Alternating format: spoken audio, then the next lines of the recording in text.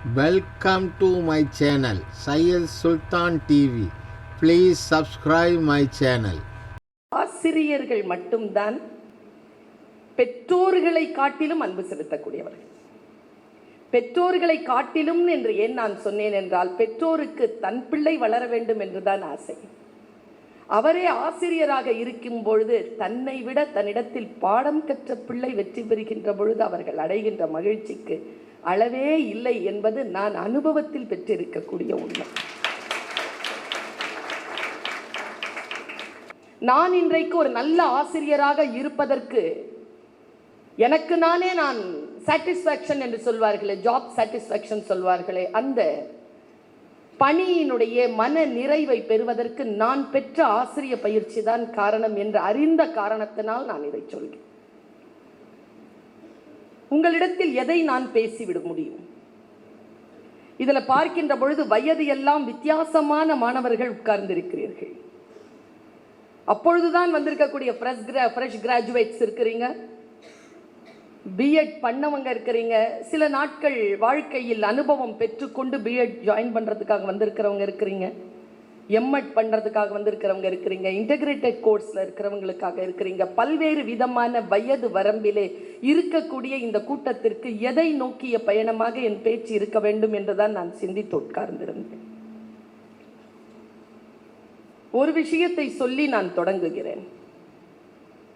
நாம் எல்லோரும் ஆசிரியர்கள்.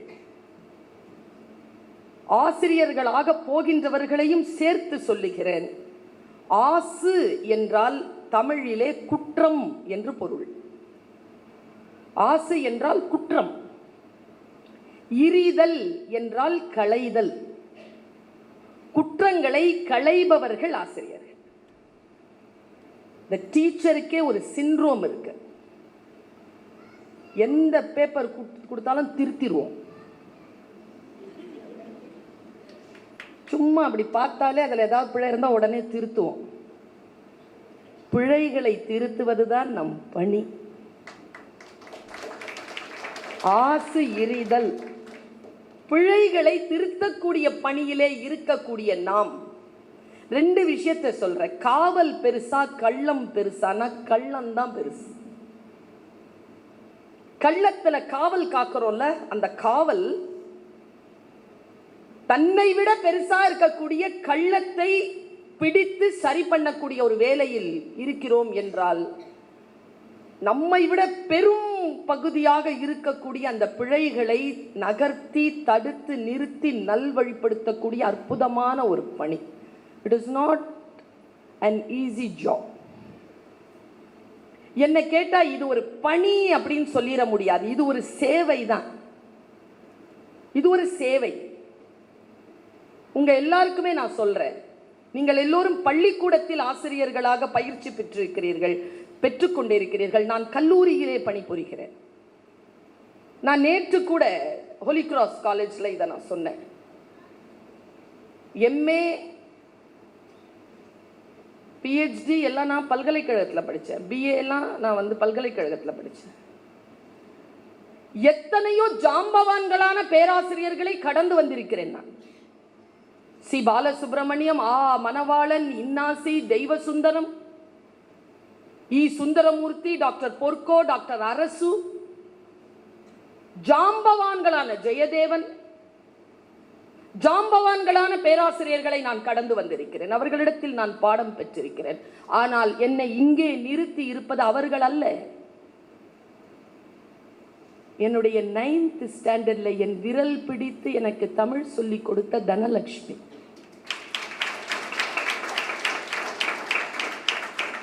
அந்த டீச்சரை என்னால் மறக்க முடியாது. பிடிக்காத டீச்சர் தான். ஆனாலும் என்னை இங்கே நிறுத்தி இருப்பதற்கு காரணம் என்னுடைய வேதியியல் ஆசிரியை லக்ஷ்மி.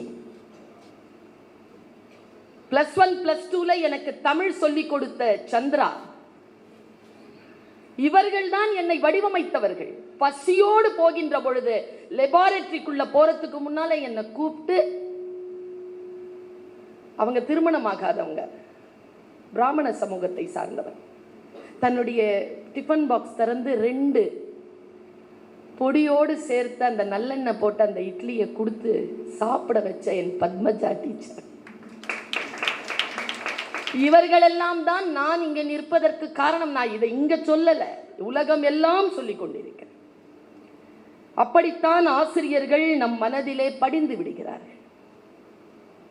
நாம் அந்த பணியில் இருக்கிறோம் என்றால் எனக்கு தெரியாது தோழமைகளே, நான் இப்படி சொல்கிறேன். நீங்கள் எந்த குழந்தையினுடைய வாழ்க்கையில் மாற்றம் நிகழ்த்தினால், உங்கள் சொல்லினால், உங்களுடைய செயலினால், உங்களுடைய ஏதோ ஒரு அசைவினால் ஒரு மாற்றத்தை நிகழ்த்தினால், இந்த உலகத்தில் எந்த மாற்றமும் நிகழ்ந்து விட போவதில்லை. ஆனால் அந்த குழந்தையின் உலகத்தில் மிகப்பெரிய மாற்றம் நிகழும். ஒரு குழந்தையின் உலகத்தை மாற்றக்கூடிய வல்லமை ஆசிரியர்களுக்கு இருக்கிறது. எனக்கு தெரிஞ்சு கல்லூரி ஆசிரியர்களை பார்த்து குழந்தைகள் தன்னைத்தானே செதுக்கிக் கொள்கிறார்கள். ஆனால் பள்ளிக்கூட ஆசிரியர்கள் பிள்ளைகளை செதுக்குகின்ற சிற்பியாக இருக்கிறேன். உங்களை பார்த்து அந்த குழந்தைகள் செதுக்கிக் கொள்வதில்லை, நீங்கள் செதுக்குகிறீர்கள் அந்த குழந்தைகளை. உங்கள் பணி அளப்பரியது. நாங்கள் வர்ணம் பூசுகிறோம். நீங்கள் செதுக்கி அனுப்பக்கூடிய சிலைக்கு வர்ணம் பூசுகிறவர்கள் தான் கல்லூரி ஆசிரியர்கள். நீங்கள் தான் சிலை வடித்து தருகிறீர்கள். சிலை வடித்தல் கூட என்ன, தேவையில்லாத பகுதியை நீக்கினால் பாறையிலிருந்து சிலை வரும் தானே. உங்கள் பணியே தேவையில்லாத அந்த பகுதிகளை நகர்த்தி அந்த சிலையை வெளியில் கொண்டு வருவதுதான். ஒன்று மட்டும் சொல்லி கொடுத்துருங்க, நான் உளியால் அடிப்பேன், தாங்கிக்கொள். அப்பொழுதுதான் சிலை வரும். இல்லை, பட்டு தெரித்தால் படிக்கல் ஆவாய். என் உளியை தாங்கிக் கொண்டால் நீ சிலையாவாய் என்பதனை சொல்லி சொல்லி உங்கள் பிள்ளைகளை நீங்கள் வடிவமைத்துக் கொடுங்கள் தோழமைகளை. ஒரு நாள் என்னுடைய மேடையிலே சில பாராளுமன்ற உறுப்பினர்கள், மந்திரிகள்லாம் உட்கார்ந்து இந்த மேடையில் நான் சொன்னேன் இந்த விஷயத்தை. அது பரவலாக இப்போ டிவியில் வந்துகிட்டு இருக்கு, ரீல்ஸ் எல்லாம் வந்துட்டு. முதல்லலாம் ஆசிரியர்கள் கண்டிப்பார்கள். கண்டிக்கக்கூடிய ஒரு வாய்ப்பை அரசு ஆசிரியர்களிடத்தில் கொடுத்திருந்தது. ஒரு குச்சி ஒன்று கொடுத்திருந்தாங்க நம்ம கையில் இருந்துச்சு ஒரு காலத்தில். பின்னி எடுத்துருவாங்களாமா. நான் ஒன்றும் அடி வாங்கினதில்லை. அந்த சூட்சுமம் தெரியும் எனக்கு. பேச்சா இருக்கட்டும், கோடா இருக்கட்டும், நான் அப்போவே உஷாராயிடுவேன் நான். ஆனால் எங்கள் அம்மா சொன்னதை நான் கேட்டிருக்கேன். தோலை உரிச்சிருங்க டீச்சர். உங்கள் அம்மா அப்பா சொல்லியிருக்காங்களான்னு எனக்கு தெரியாது. இல்லை, ஒரு ஜெனரேஷனுடைய குழந்தைகளுக்கு சொல்லியிருக்க மாட்டாங்க. 90 வரைக்கும் பிறந்த குழந்தைகளுடைய வளர்ப்பு வேறு, 90க்கு பிறகு பிறந்த குழந்தைகளுடைய வளர்ப்பே வேறு. அதுவும் இந்த 2000க்கு அப்புறமா பிறந்ததெல்லாம் அவங்க அம்மா அப்பா என்ன சொல்றதுன்னு தெரியல. தோலை உரிச்சிருங்க டீச்சர், கண்ணை மட்டும் விட்டுடு. நான் வீட்டில் மிளகா பொடி போட்டுக்கிறேன். எங்கள் அம்மாட்ட நான் கேட்டேன், ஏற்கனவே தோலை உரிக்கும் அந்த டீச்சர், மேத்ஸ் டீச்சர், அந்த டீச்சர்கிட்ட போய் தோலை உரிச்சிருங்கிற. அது நிஜம் நம்பிருச்சு, நான் என்ன பண்ணுறது? நான் பயந்து போய் கேட்டேங்க எங்கள் அம்மாட்ட, நீ என்ன மிளகா பொடி தூவிக்கிறேங்கிற, எவ்வளோ எரியும் தெரியும்ல உனக்கு. அப்போ எங்கள் அம்மா சொன்ன ஞாபகம் இருக்கு, அப்படிதான் உப்பு மறந்துட்டேன், உப்பும் போடுவேன் அப்படின்னாங்க எங்கள் அம்மா. அப்போ சொன்னேன், நான் கண்ணை மட்டும் விட சொல்கிறேன். எங்கள் அம்மா சொன்னாங்க, ஆசைப்பார் உனக்கு படிக்கணும்ல, அதான் விட்டு வச்சிருக்கேன். இப்படி சொன்ன பெற்றோர்கள் இருந்தார்கள் ஒரு காலகட்டத்தில். இன்னைக்கு இருக்காங்களா? அந்த பெரிய பாராளுமன்ற உறுப்பினர்களும் அமைச்சர்களும் உட்கார்ந்து இருந்த அவையில் நான் சொன்னேன், நான் ஆசிரியராக இருக்கிறேன்.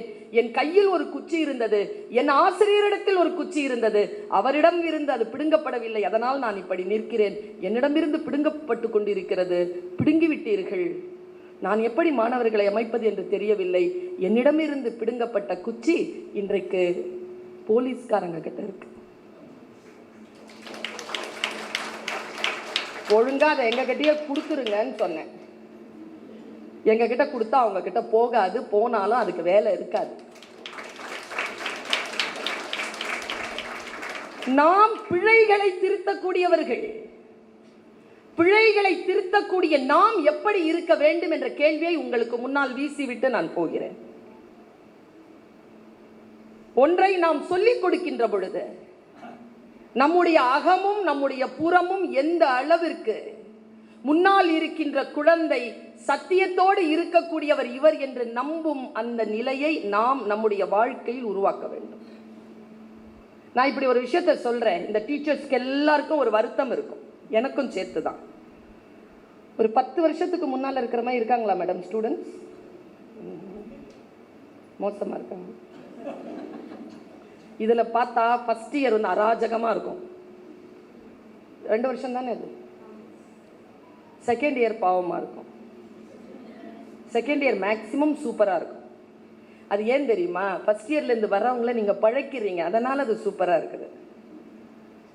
அது இன்னசென்ட்டாவே இருக்கும். நான் ஒரு விஷயத்த சொல்றேங்க.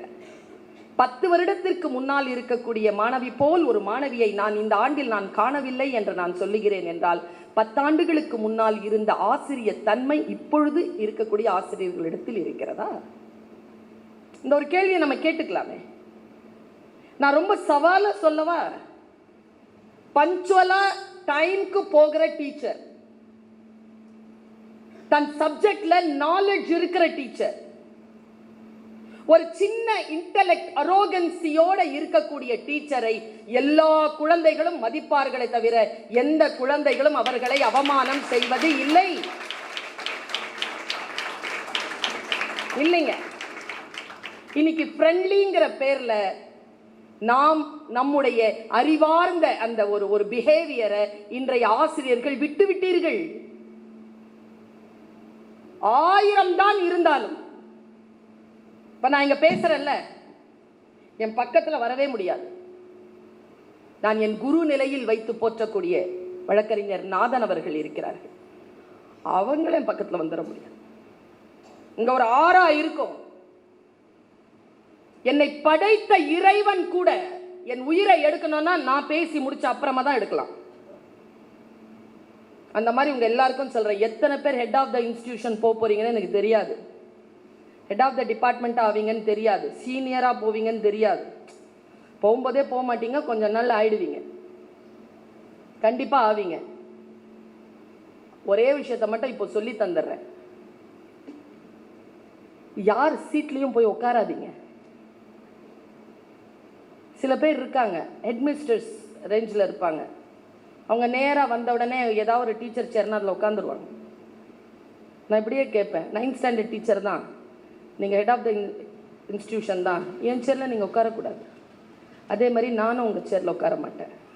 சேருங்கிறது சீனியர் ஜூனியருங்கிறது இல்லை, அவரவர்களுக்கு உரியது அவரவர்களுடைய அவரவர்களுக்கு.